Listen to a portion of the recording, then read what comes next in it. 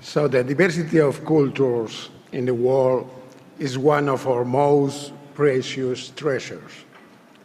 The dialogue between different cultures and peoples, the oldest and most fundamental mode of democratic conversation, is an antidote against rejection and violence. China has to communicate to the world its wonderful heritage. The extraordinary assets this culture have developed through its long history. It's necessary for the world to know better China, not only about your economics or your politics, but especially to know more about your culture, your society, your traditions, and the way in which 1,400 million people could live here together in peace. And the Yellow River, the cradle of Chinese civilization, China blessing and China sorrow too, is an excellent representative of this culture.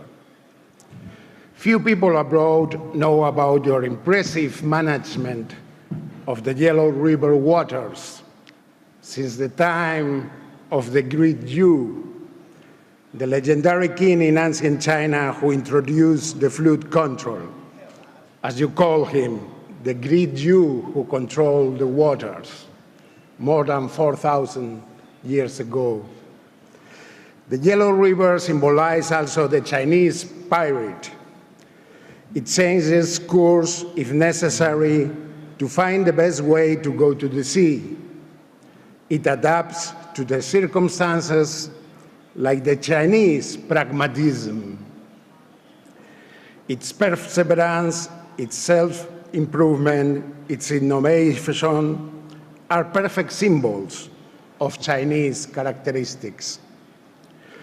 We could also imagine that the sediments the river carries as a symbol of the importance of the past in your culture, in Chinese culture, the wisdom that nurture the flow. The idea of ecological civilization, which you want now to pursue, owes a lot to the Chinese agricultural long tradition, to your ancient ways to adapt to nature and to think better forms to cope with its problems. All this ancient agrarian wisdom can provide solutions not only for China, but also for the whole world and the actual global problems. The climate change has made even more valid the methods the Chinese use to control the floods, or the systems of ponds and lakes that you had to retain the water to cultivate the rice. The rivers have played an essential role in human history. People have always gathered along the rivers and settled close to its waters in the plains or in the slopes. They were nurturing providers.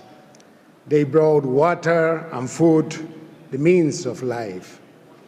Thereby, rivers framed the cradle of several civilizations, created mythological worlds, developed life, innovation, arts, or poetry.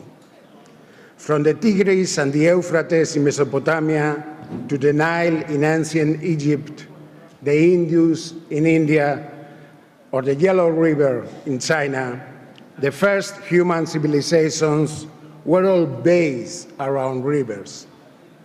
Furthermore, the early civilizations were all hydraulic empires based on the control over the water access.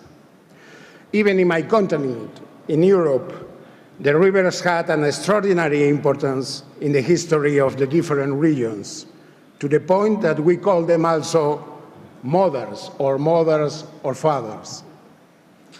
Big European rivers like the Volga, the Danube, or the Rhine have played a crucial role in our history. And also smaller rivers were essential in the lives of the people throughout the continent. Many of the biggest metropolises in the world, like London, Paris, Calcutta, or even Shanghai, grew also along the river banks. And the problems humans are facing nowadays with the rivers around the world are similar.